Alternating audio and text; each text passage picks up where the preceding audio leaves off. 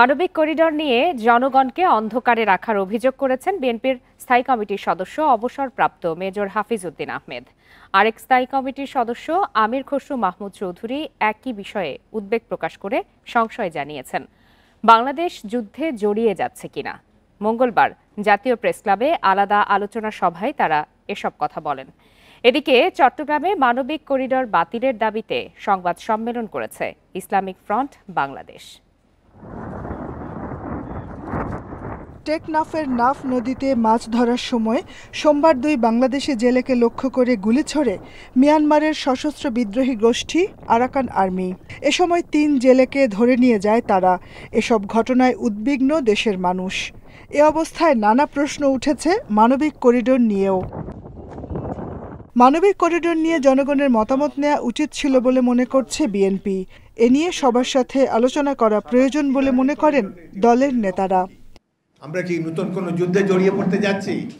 এই সম্পর্কে তো রাজনৈতিক দলসমূহের সাথে বসে সরকারের আলোচনা করা উচিত ছিল। কিন্তু দেখি যে পররাষ্ট্র উপদেষ্টা এক কথা বলেন, প্রেস সচিব অন্য এক কথা বলেন, আরেক উপদেষ্টা বলেছেন যে না, আমরা এখন পর্যন্ত এই করিডোরের ব্যাপারে কোনো চূড়ান্ত মতামত এখনো দেইনি। জনগণ অন্ধকারে আছে। এদিকে জাতীয় প্রেস ক্লাবে ডক্টর জাফরুল্লাহ চৌধুরীর 3য় মৃত্যুবার্ষিকী উপলক্ষে স্মরণ সভায় বিএনপির স্থায়ী কমিটির সদস্য আমির খসরু মাহমুদ চৌধুরী বলেছেন, দেশকে গাজায় পরিণত করার পায়তারা চলছে। মানবিক করিডোরের অর্থটা কি? এটা কার সাথে আলাপ হয়েছে? একটি অনির্বাচিত সরকার, তারা নিজেরা সিদ্ধান্ত নিচ্ছে, তারা কথা বলে যাচ্ছে। বাংলাদেশের কোনো রাজনীতি ব্যক্তিত্ব জানে না, সিভিল সোসাইটির কেউ জানে না। তাহলে এটা কার এজেন্ডা? এর পিছনে কি? বাংলাদেশকে কি আমরা কি আবার একটা গাজায় পরিণত করতে চাই? আর একটি যুদ্ধক্ষেত্র আমরা বাংলাদেশকে ঠেলে নিয়ে যেতে চাচ্ছি? দেশে নির্বাচিত সরকার থাকলে মানবিক করিডোর নিয়ে রাজনৈতিক দলগুলোর সাথে আলোচনা করত বলেও মন্তব্য করেন আমির খসরু মাহমুদ চৌধুরী। এই পথ ছাড়া দ্বিতীয় কোনো পথ নেই এখানে। Independent news, Dhaka. মুক্তিযুদ্ধ ও জাতীয় সঙ্গীতের অবমাননাকারীদের রাজনীতি বুমেরাং হবে বলে মন্তব্য করেছেন এনসিপির মুখ্য সমন্বয়ক নাসির উদ্দিন পাটোয়ারি। যারা এখনো নানাভাবে জাতীয় সঙ্গীত ও মুক্তিযুদ্ধকে হেয় করতে চান, তাদের সঠিক পথে ফিরে আসার আহ্বান জানান তিনি। জাতীয় নাগরিক পার্টির যুব উইং যুব শক্তির আত্মপ্রকাশ উপলক্ষে মঙ্গলবার দুপুরে বাংলা মোটরের দলীয় কার্যালয়ে সংবাদ সম্মেলনে তিনি এই মন্তব্য করেন। নাসির উদ্দিন পাটোয়ারি বলেন, শুক্রবার যুব শক্তির আত্মপ্রকাশের মধ্য দিয়ে যুব ও তরুণ সমাজ নতুন বার্তা পাবে। গেল 53 বছরে দেশের যুব সমাজকে দলীয় হাতিয়ার হিসাবে ব্যবহার করা হয়েছে। তাদের সম্ভাবনা নিয়ে কাজ করা হয়নি। তাই গতানুগতিক ধারায় নয়, এনসিপির যুব উইং যুব সমাজকে অনুপ্রাণিত করবে। জাতীয় যুব শক্তিতে প্রাধান্য পাবেন বেসরকারি বিশ্ববিদ্যালয়ের শিক্ষক শিক্ষার্থীরা। তবে এনসিপি জানিয়েছে, যুব উইং তাদের সহযোগী সংগঠন হলেও আলাদা করে কোনো ছাত্র সংগঠন হবে না।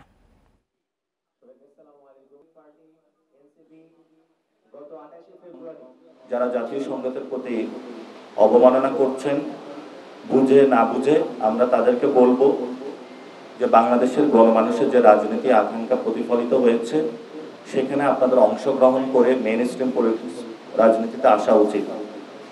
আমাদের জাতীয় নাগরিক পার্টির পক্ষ থেকে আমরা এই ধরনের যে কার্যকলাপ, সেগুলোর বিরোধিতা করছি। রাজনৈতিক দল হিসাবে নিবন্ধন এবং প্রতীক ফেরত চেয়ে জামায়াতে ইসলামীর আপিল আবেদনের শুনানি কাল আবার হবে। সকালে প্রধান বিচারপতি সৈয়দ রেফাত আহমেদের নেতৃত্বাধীন 4 বিচারপতির আপিল বিভাগে শুনানির পর কাল পর্যন্ত মুলতবি করা হয়। জামায়াতের পক্ষে শুনানি করেন ব্যারিস্টার এহসান আব্দুল্লাহ সিদ্দিক। জামায়াতের বাতিল হওয়া নিবন্ধন ও প্রতীক ফিরে পেতে আপিল শুনানির জন্য গত 7 মে আজকের দিন ঠিক করেছিল আপিল বিভাগ। এর আগে 2023 সালের 19 নভেম্বর আইনজীবীরা হাজির না হওয়ায় মামলাটি খারিজ করে দেয় আপিল বিভাগ। 22 অক্টোবর জামায়াতে ইসলামীর বাতিল হওয়া নিবন্ধন ফিরে পেতে খারিজ হওয়া আপিল পুনরুজ্জীবিত করে আদেশ দিয়েছিল আপিল বিভাগ। আপিল মামলার শুনানি হয়েছে, আগামীকালকে আবার শুনানি হবে। আজকের শুনানিতে মূল কথাটা যেটি এসেছে, তার প্রথম ছিল যে প্রক্রিয়ায় আমাদের হাইকোর্ট বিভাগ এই নিবন্ধন ক্যান্সেল করেছে, বাতিল করেছে, এই প্রক্রিয়াটি মূলত ইলেকশন কমিশনের সামনে বিচারাধীন ছিল। কমিশনের সামনে বিবেচনাধীন কোনো বিষয় আদালত এইভাবে ক্যান্সেল করতে পারে না। আওয়ামী লীগের সব ধরনের কার্যক্রমে নিষেধাজ্ঞায় জনগণের প্রত্যাশা পূরণের প্রথম ধাপ অর্জিত হয়েছে। বিএনপি নেতারা একথা বলেও আওয়ামী লীগ নিষিদ্ধের আন্দোলনে তাদের অংশগ্রহণ ছিল না বলে মন্তব্য রাজনৈতিক বিশ্লেষকদের। তারা মনে করেন বিএনপি প্রতিহিংসার রাজনীতির পুনরাবৃত্তি চায় না বলে আওয়ামী লীগ নিষিদ্ধে ছাত্র জনতার আন্দোলনে সরাসরি মাঠে নামেনি, যদিও আইনি প্রক্রিয়ায় গুম খুনের বিচারের দাবি জানিয়েছে বারবার। হচ্ছে একটা সন্ত্রাসী দল, এই সন্ত্রাসী দলের কোনো রাজনীতি করার অধিকার বাংলাদেশে নেই। বিএনপিকে সন্ত্রাসী আখ্যা দিয়ে নিষিদ্ধের দাবি তোলা আওয়ামী লীগের কার্যক্রমই এখন নিষিদ্ধ। তাদের কি মানুষ চায় বলেন? তাদের আর চায় না। জুলাই গণহত্যা ও দেশবিরোধী ষড়যন্ত্রের অভিযোগে ৫ আগস্টের পর বারবার আওয়ামী লীগ নিষিদ্ধের দাবি উঠলেও তাতে সরাসরি সায় দেয়নি বিএনপি। সবশেষ ৮ মে আওয়ামী লীগ নিষিদ্ধে ছাত্র সংগঠনগুলোর অবস্থান কর্মসূচিতে অংশগ্রহণ ছিল না বিএনপির। অবশেষে ১০ মে আওয়ামী লীগ ও তাদের অঙ্গ সংগঠনের বিচার শেষ না হওয়া পর্যন্ত কার্যক্রম নিষিদ্ধের সিদ্ধান্তকে সাধুবাদ জানায় বিএনপি। গণহত্যার দায়ে দ্রুত বিচার নিশ্চিতের দাবিও তাদের। জনগণের অধিকার হরণ, ভোটের অধিকার হরণ, দুর্নীতি, লুটপাটের মাধ্যমে তারা যে ফ্যাসিস্ট শাসন কায়েম করেছিল, যার ফলশ্রুতিতে ছাত্র জনতার গণ অভ্যুত্থানের মধ্য দিয়ে আওয়ামী লীগের পতন হয়েছে এবং শেখ হাসিনা পালিয়ে গেছেন। প্রথম চাওয়া যেটা ছিল, একটি চাওয়া অন্তত পূর্ণ হলো যে আওয়ামী লীগের কার্যক্রম নিষিদ্ধ। এখন পরবর্তী যে চাওয়াগুলো গণতন্ত্রের পুনঃপ্রতিষ্ঠা এবং right to vote and right to choose of leader by voting, এটাও ইনশাআল্লাহ দ্রুত এই সরকার পূর্ণ করবে। আওয়ামী লীগের মতো প্রতিহিংসার রাজনীতির পুনরাবৃত্তি আর চাচ্ছে না বিএনপি। তাই গত ৯ মাসে পতিত দলটির রাজনীতি নিষিদ্ধে সরাসরি বিএনপি কোনো সাড়া দেয়নি বলে মত বিশ্লেষকদের। এই যে কনফ্রন্টেশনাল পলিটিক্স বা যেভাবে প্রতিহিংসা পরায়ণ পলিটিক্স, সেটার থেকে হয়তো বিএনপি বেরোতে চেয়েছে, এটা আমার ১ নম্বর ধারণা, এবং রিকনসিলিয়েশনের চিন্তা করেছে। সেটা কতটুকু যুক্তিযুক্ত বা যুক্তিযুক্ত নয় সেটা ভিন্ন প্রশ্ন, বাট আমার মনে হয়েছে যে রিকনসিলিয়েশন এবং যে আমাদের হিংসাত্মক রাজনীতি তার বাইরে বেরোতে চেয়েছে। দিন শেষে ভোটের মাঠে বিএনপির জন্য অন্তর্বর্তী সরকারের এই সিদ্ধান্ত ইতিবাচক বলেও মনে করেন রাজনৈতিক বিশ্লেষকরা। রেজওয়ানুল হক, ইন্ডিপেন্ডেন্ট নিউজ, ঢাকা। আওয়ামী লীগের প্রচারণা নিষিদ্ধের প্রজ্ঞাপন অন্য কোনো দল বা মুক্ত মত প্রকাশের স্বাধীনতাকে ক্ষুণ্ণ করবে না বলে জানিয়েছে অন্তর্বর্তী সরকার। সোমবার আওয়ামী লীগের কার্যক্রম নিষিদ্ধ সংক্রান্ত প্রজ্ঞাপনটি জারি করে স্বরাষ্ট্র মন্ত্রণালয়। এ বিষয়ে এক বিবৃতিতে সরকার আজ জানায়, আন্তর্জাতিক অপরাধ ট্রাইব্যুনালে বিচার কাজ সম্পন্ন না হওয়া পর্যন্ত আওয়ামী লীগ এবং এর সকল অঙ্গ সংগঠন, সহযোগী সংগঠন ও ভ্রাতৃপ্রতিম সংগঠনের যে কোনো ধরনের প্রচারণা, মিছিল, সভা সমাবেশ, সম্মেলন আয়োজন সহ যাবতীয় কর্মকাণ্ড নিষিদ্ধ ঘোষণা করা হয়েছে। এই নিষেধাজ্ঞা সংগঠনগুলোর নেতাকর্মী ও সদস্যদের জন্য প্রযোজ্য হবে। তবে উক্ত প্রজ্ঞাপন অন্য কোনো রাজনৈতিক দল বা মুক্ত মতের মানুষের মত প্রকাশের স্বাধীনতাকে ক্ষুণ্ণ করে না। আওয়ামী লীগের কোনো কর্মকাণ্ড দলটি সম্পর্কে সরকারের বিভিন্ন পদক্ষেপের যৌক্তিক, গঠনমূলক বা আইনানুগ বিশ্লেষণ বা মতামত প্রদান এই প্রজ্ঞাপন দ্বারা খর্বিত করা হয়নি বলেও বিবৃতিতে জানানো হয়।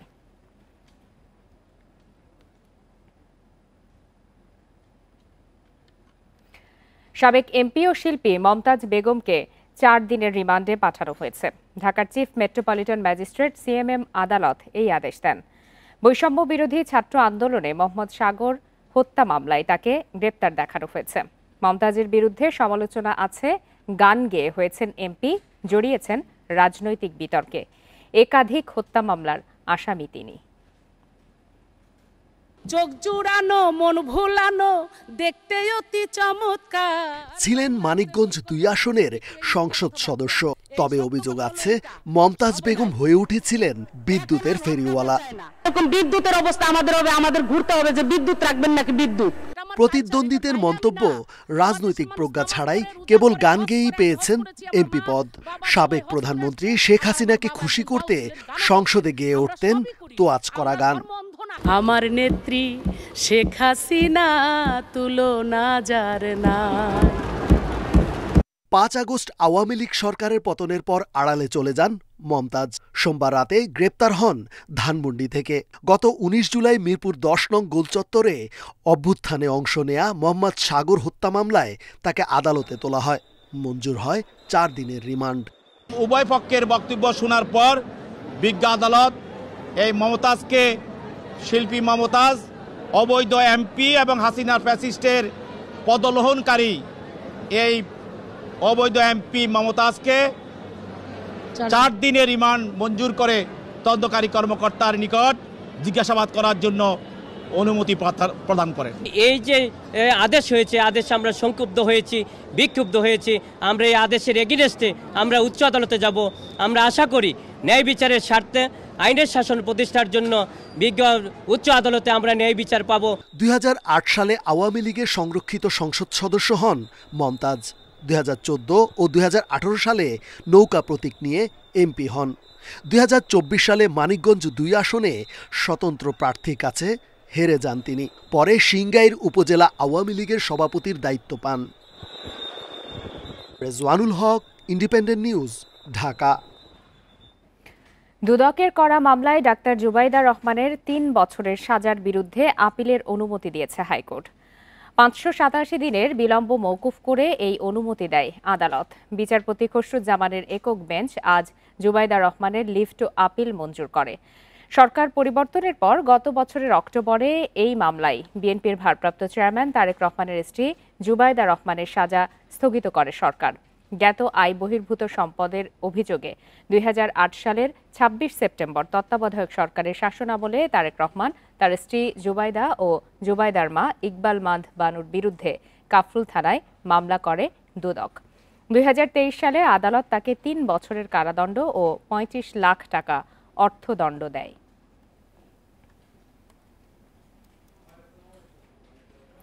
মাত্র ২১ দিনেই শিশু আসিয়া ধর্ষণ ও হত্যা মামলার রায় হচ্ছে। ১৭ মে রায়ের দিন ধার্য করেছেন মাগুরার শিশু ও নারী নির্যাতন দমন ট্রাইব্যুনালের বিচারক এম জাহিদ হাসান। রাষ্ট্রপক্ষের আইনজীবী জানান, আসামিদের বিরুদ্ধে আনা সব অভিযোগ প্রমাণ হয়েছে। সর্বোচ্চ শাস্তির আশা তার। মঙ্গলবার সকালে আদালতে তোলা হয় ৪ আসামিকে। শিশু আসিয়া ধর্ষণ ও হত্যা মামলার দ্বিতীয় দিনের মতো যুক্তিতর্ক হয়। এর আগে মামলার বাদীসহ ২৯ জনের সাক্ষ্য নেওয়া হয়। চার্জশিট দাখিল থেকে শুরু করে সব কার্যক্রম ২১ দিনে সম্পন্ন হয়েছে। আর মাত্র ১৩ কার্যদিবসেই রায় ঘোষণা করা হচ্ছে। গত ১৫ মার্চ মামলার মূল আসামি আসিয়ার বোনের শ্বশুর হিটু শেখ আদালতে স্বীকারোক্তিমূলক জবানবন্দি দেন। তবে গত ১৩ এপ্রিল মামলার তদন্তকারী কর্মকর্তা ৪ আসামির বিরুদ্ধে অভিযোগ এনে তদন্ত প্রতিবেদন দাখিল করেন। রাষ্ট্রপক্ষের আইনজীবী বলছেন, আসামিদের বিরুদ্ধে সব অভিযোগ প্রমাণ হয়েছে। বিজ্ঞ বিচারিক ট্রাইব্যুনাল আগামী ১৭ই মে ২০২৫ এই মামলার রায় প্রচারের জন্য দিন ধার্য করেছে। এই মামলায় প্রসিকিউশন ন্যায় বিচার পাবে এবং ন্যায় বিচারের মাধ্যমে আগামী দিনে একটা উদাহরণ সৃষ্টি হবে, যাতে করে কোনো শিশুর সাথে এই ধরনের ধর্ষণ বা হত্যা অপরাধ সংঘটিত না হয়। দ্রুত বিচার শেষ হওয়ায় সন্তুষ্ট আসিয়ার পরিবার। এই রায় দৃষ্টান্ত হয়ে থাকবে বলে মনে করা হচ্ছে। ১ নম্বর আসামি হিটু শেখের ফাঁসি চাই এবং ওই ৩ জনের যে সর্বোচ্চ শাস্তি, সেই শাস্তির জন্য আদালত দেয়। আজকে আসিয়া মামলার যারা দর্শক আছে তার সর্বোচ্চ শাস্তি হোক, আমরা এটা কামনা করি। আসামিদেরকে সর্বোচ্চ শাস্তি দিয়ে জাতিকে এরকম অপরাধ প্রবণতা থেকে মুক্তির প্রত্যাশা আমরা সাধারণ মানুষ হিসেবে আমরা সেই প্রত্যাশা করি। গত ৫ মার্চ মাগুরায় বোনের শ্বশুরবাড়িতে বেড়াতে গিয়ে ধর্ষণের শিকার হয় ৮ বছরের শিশু আসিয়া। ১৩ মার্চ চিকিৎসাধীন অবস্থায় মৃত্যু হয় তার। মায়ের মামলায় গ্রেপ্তার করা হয় বোনের জামাই, শ্বশুর, শাশুড়ি সহ ৪ জন। Independent news. রাজশাহী নার্সিং কলেজে বিএসসি ইন নার্সিং ও ডিপ্লোমা ইন নার্সিং দুপক্ষের মধ্যে সংঘর্ষের ঘটনা ঘটেছে। এতে উভয় পক্ষের অন্তত ১০ জন আহত হয়েছে। মঙ্গলবার দুপুরে রাজশাহী নার্সিং কলেজ চত্বরে এই হামলা ও পাল্টা হামলার ঘটনা ঘটে। পুলিশ ও প্রত্যক্ষদর্শীরা জানান, বিএসসি ইন নার্সিং ও ডিপ্লোমা ইন নার্সিং এর শিক্ষার্থীরা সম্প্রতি আলাদা ব্যানারে বিভিন্ন দাবি দাওয়া নিয়ে আন্দোলন করে আসছেন। এর ধারাবাহিকতায় দুপুরে রাজশাহী নার্সিং কলেজের অডিটোরিয়ামে এক সভায় যান ডিপ্লোমা ইন নার্সিংয়ের রাজশাহী মেডিকেল কলেজ হাসপাতালে কর্মরত কয়েকজন শিক্ষার্থী। সেখানে বিএসসি ইন নার্সিংয়ের শিক্ষার্থীরা তাদের সঙ্গে অশোভন আচরণ করেন বলে অভিযোগ ওঠে। এ নিয়ে কথা কাটাকাটির এক পর্যায়ে দুপক্ষের মধ্যে হামলা, পাল্টা হামলা ও সংঘর্ষের ঘটনা ঘটে। এতে আহত হন অন্তত 10 জন। উত্তেজনা নিরসনে ঘটনাস্থল পরিদর্শন করেছেন রাজশাহী মেডিকেল কলেজ হাসপাতালের ঊর্ধ্বতন কর্মকর্তারা। পরিস্থিতি নিয়ন্ত্রণে অতিরিক্ত পুলিশ মোতায়েন রয়েছে।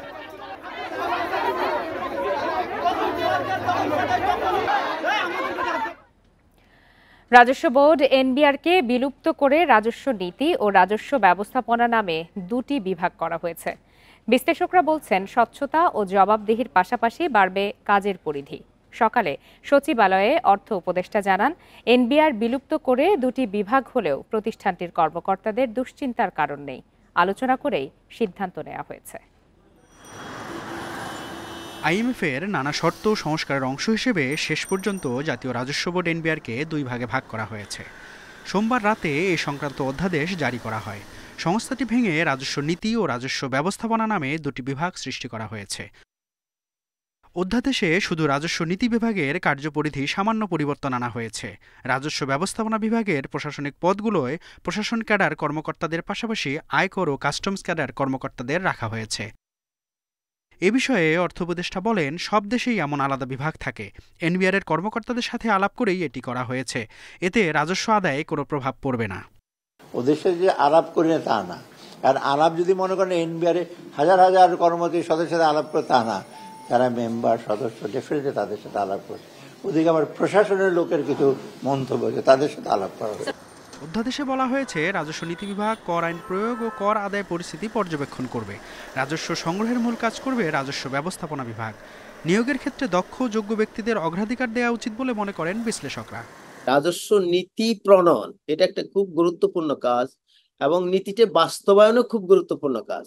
তো দুটো কাজই যদি একটি সংস্থা করে তাহলে এক নম্বরে এখানে অনেক সময় অভিযোগ আসে, যিনি নীতি বানান তিনি যদি বাস্তবায়ন করেন তাহলে সেখানে অনেক ক্ষেত্রে আপোষকামিতা থাকতে পারে, দুর্নীতির অভিযোগ থাকতে পারে। আর সেকেন্ড থিং হচ্ছে, একই প্রতিষ্ঠান যদি দুইটি কাজই গুরুত্বপূর্ণ কাজ করে তাহলে তিনি একটায় বেশি সময় দিতে পারেন, তাতে আরেকটা গুরুত্ব অনেকটা থাকা সত্ত্বেও গুরুত্ব কমে যেতে পারে। বেশি গুরুত্বপূর্ণ ওখানে কাদের পদায়ন করা হবে সেই জায়গাটায় আসলে ওনাদের আমার মনে হয় যে আপত্তিগুলো আমি যতদূর শুনেছি, তো সেই ক্ষেত্রে যদি একটু রেশনাল ভিউ নেওয়া যায় এটা খুব জটিল সমস্যার সমাধান করা সম্ভব। দেশের সামগ্রিক কর ব্যবস্থার সার্বিক সংস্কারের পাশাপাশি করের আওতা বাড়ানোর উপর জোর দিচ্ছেন বিশ্লেষকরা। Mehedi Hasan, independent news, Dhaka. NBR বিলুপ্তির অধ্যাদেশ বাতিল চেয়ে আগামী 3 কার্যদিবসে সকাল 10টা থেকে দুপুর 1টা পর্যন্ত কর্মবিরতির ঘোষণা দিয়েছেন এনবিআর কর্মীরা। তবে আমদানি রপ্তানি ও বাজেট কার্যক্রম চলবে। মঙ্গলবার রাজধানীর রাজস্ব ভবনের সামনে অবস্থান কর্মসূচি থেকে এই ঘোষণা দেন তারা। এ সময় এনবিআর কর্মীরা বলেন, রাজস্ব বোর্ডের সংস্কারের সাথে সবার সমর্থন ছিল, কিন্তু কারো মতামতের গুরুত্ব দেওয়া হয়নি। অধ্যাদেশে কাস্টমস কর্মকর্তাদের ইচ্ছার প্রতিফলন হয়নি বলেও অভিযোগ করেন তারা। বলেন, এর পুরো প্রক্রিয়া ছিল একপাক্ষিক। অধ্যাদেশ বাতিল করে পরামর্শক কমিটির প্রতিবেদন বিবেচনায় নিয়ে নতুন অধ্যাদেশ জারির আহ্বান জানান তারা।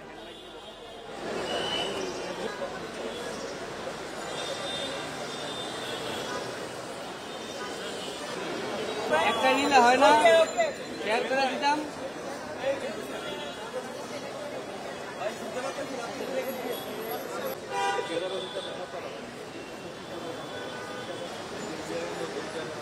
সমস্ত জায়গা থেকে আমাদের সকল অফিসাররা এটার সাথে সংহতি জানিয়ে তাদের সকলের সার্ভিসের সকলের প্রতিনিধিত্ব করে আমরা আসলে এখানে জমায়েত হয়ে আপনাদের সামনে কথা বলছি। আমাদের মতামতকে উপেক্ষা করে গতকালকে রাত্রে অনেকটা গোপনীয়ভাবেই এই অধ্যাদেশ জারি করা হয়েছে, অন্য 5টি অধ্যাদেশের মতো করে নয়। নতুন করে শ্রমবাজার খোলার সম্ভাবনা ও প্রতিনিধি দলের মালয়েশিয়া যাওয়ার খবরে আশাবাদী এই খাত সংশ্লিষ্টরা। তাদের দাবি, সরকার যেন কর্মী স্বার্থ রক্ষা করেই নতুন চুক্তি করে। অভিবাসন ব্যয় কমানোর পাশাপাশি সিন্ডিকেট মুক্ত শ্রমবাজারের দাবি রিক্রুটিং এজেন্সির। তারা বলছেন, দর কষাকষিতে শক্ত ভূমিকা রাখতে হবে বাংলাদেশকে। কর্মী পাঠানোর ক্ষেত্রে সংখ্যা নয়, মানের দিকে জোর দেয়াই মত বিশেষজ্ঞদের। প্রায় 1 বছর বন্ধ থাকার পর আবারও খোলার সম্ভাবনা তৈরি হয়েছে মালয়েশিয়ার শ্রমবাজার। প্রবাসী কল্যাণ উপদেষ্টার নেতৃত্বে আগামী 14 মে মালয়েশিয়া সফরে যাচ্ছে একটি প্রতিনিধি দল। 21 মে হবে যৌথ ওয়ার্কিং গ্রুপের সভা। 2012 সাল থেকে বাংলাদেশ এবং মালয়েশিয়ার মধ্যে যেসব সমঝোতা চুক্তি স্বাক্ষরিত হয়েছে তার বেশিরভাগই দুদেশের স্বার্থ রক্ষা করতে পারেনি। মধ্যস্বত্বভোগীদের দুর্নীতিতে ভোগান্তিতে পড়েছেন হাজারো কর্মী। 2021 সালের চুক্তিতে রিক্রুটিং এজেন্সি নির্বাচনের ক্ষমতা যায় মালয়েশিয়ার হাতে। নির্বাচিত 101 এজেন্সির সিন্ডিকেট অভিবাসন ব্যয়কে নিয়ে যায় 5.5 লাখে। আর মালয়েশিয়ায় গিয়ে কাজ না পেয়ে অনিশ্চয়তায় পড়েন অনেক কর্মী। রিক্রুটিং এজেন্সিগুলো বলছে মালয়েশিয়ার বাজার সিন্ডিকেট মুক্ত হলে কমবে অভিবাসন ব্যয়। সিন্ডিকেট ব্যতিরেকে বৈধ সকল রিক্রুটিং এজেন্সির জন্য উন্মুক্ত করা হয় এবং সরকারের একটা নির্ধারিত খরচ ঠিক করবে এবং সেটা খরচটা বাস্তবায়ন করার জন্য সরকার একটা মেকানিজম তৈরি করবে, একটা ডাটা ব্যাংক তৈরি করবে, ব্যাংকের মাধ্যমে টাকা কর্মীরা দিতে পারে, সেরকম একটা সিস্টেম সরকার দাঁড় করাইতে পারে। সিন্ডিকেট যদি না থাকে 1.5 লক্ষ টাকা লোক পাঠানো সম্ভব। আপনাকে বলি 1.5 লক্ষ টাকায় পাঠানো সম্ভব, কারণ করাপশনের মূল উৎপত্তিটা হচ্ছে সিন্ডিকেট থেকে। মালয়েশিয়ার সাথে নতুন চুক্তির ক্ষেত্রে তড়িঘড়ি না করার পরামর্শ বিশেষজ্ঞদের। সিদ্ধান্ত নেওয়ার আগে আলোচনা করতে হবে বিভিন্ন অংশীজনের সাথে। এতগুলো টাকা খরচ করে যারা গেছে তাদেরকে কর্মের জিনিসগুলো নেগোশিয়েট না করে নতুন করে এক ধরনের আবার একটা প্রিকারিয়াস মাইগ্রেশন ডিল সরকার করবে, এটা খুবই আত্মঘাতী হবে আমার কাছে মনে হয়। Number of migration is not important, আমার কাছে সবচেয়ে ইম্পর্টেন্ট হচ্ছে কতগুলো আমি ডিসেন্ট মাইগ্রেশন আমি হ্যাপেন করতে পারলাম। বিশেষজ্ঞরা বলছেন নতুন চুক্তির আগে মালয়েশিয়া যেতে না পারা 17,000 কর্মীদের বিষয়টিও দেখতে হবে অগ্রাধিকার ভিত্তিতে। সুলতানা জাহান মিতু, ইন্ডিপেন্ডেন্ট নিউজ, ঢাকা। সড়ক সংস্কারের পর আকর্ষণ বেড়েছে খাগড়াছড়ির নিউজিল্যান্ড এলাকার। নিউজিল্যান্ড সড়কে দাঁড়িয়ে আলুটিলা পাহাড়ের সৌন্দর্য উপভোগ করতে প্রতিদিন ভিড় করছেন দর্শনার্থীরা। পর্যটক টানতে সড়কের সৌন্দর্য আরও বাড়ানোর পরিকল্পনার কথা জানাচ্ছে পৌর কর্তৃপক্ষ। ফসলের ক্ষেত চিরে চলে গেছে পিচঢালা সড়ক, কাছে আলুটিলা পাহাড়। দৃষ্টিনন্দন হওয়ায় খাগড়াছড়ি পৌর শহরের এই এলাকাটির নাম রাখা হয়েছে নিউজিল্যান্ড। খাগড়াছড়ি জেলা সদর থেকে মাত্র 1.5 কিলোমিটার দূরের নিউজিল্যান্ড এলাকাটি পানখাইয়াপাড়া ও আপা পেরাছড়াকে যুক্ত করেছে। প্রায় 1 দশক পর জরাজীর্ণ সড়কটি নতুন করে সংস্কার হওয়ায় বেড়েছে আকর্ষণ। বিকেল হলেই দল বেঁধে ঘুরতে আসেন অনেকেই। এখন যেহেতু নতুন রাস্তা হয়েছে, তো নতুন রাস্তা হওয়ার কারণে আমরা এখানে প্রায় সময় ফ্রেন্ডদের নিয়ে ঘুরতে আসি। দেখা যায় একদম ধান ক্ষেত, পাশে লোকা পাহাড়, সুন্দর একটা ভিউ আর কি। এখানে আসলে অনেক ভালো লাগে। কিছু স্থানীয় বিকেল পরে ঘুরতে আসে, পাশাপাশি পর্যটক এখানে অনেক আনাগোনা এখনো এখানে ঘুরতে আসে। খাগড়াছড়ি পৌর শহরকে পর্যটক বান্ধব হিসেবে গড়ে তোলার পাশাপাশি ভবিষ্যতে নিউজিল্যান্ড সড়কের সৌন্দর্য বাড়ানোর জন্য স্ট্রিট লাইট স্থাপন, ফুটপাত নির্মাণ ও ফুল গাছ রোপণের পরিকল্পনার কথা জানিয়েছে পৌর কর্তৃপক্ষ। রাস্তাটির পাশ ছিল তখন 8 ফিট, ভাঙাচুরা পুরা জমিনের সাথে মিশা ছিল, এটাতে কোনো মানুষ চলাচলের উপযোগী ছিল না। বিগত 1 বছর আগে আমরা IUGFP প্রকল্প থেকে এই রাস্তাটি হাতে নিই। অল্প কিছু কাজ বাকি আছে, রাস্তার ফুটপাতের কাজ, পাশাপাশি ইলেকট্রিসিটির একটা স্ট্রিট লাইটের কাজ আছে। স্ট্রিট লাইটটা লাগালে আমাদের রাস্তাটা হবে। পর্যটকদের কাছে বরাবরই আকর্ষণীয় খাগড়াছড়ি। আলুটিলা, রিসাং ঝর্ণা সহ বিভিন্ন এলাকার পাশাপাশি নিউজিল্যান্ড সড়কটিও চোখ জুড়াবে তাদের। Independent news. শেষ করছি আজকের বিরতিহীন রাত 9টায় বাংলাদেশ। ধন্যবাদ সবাইকে।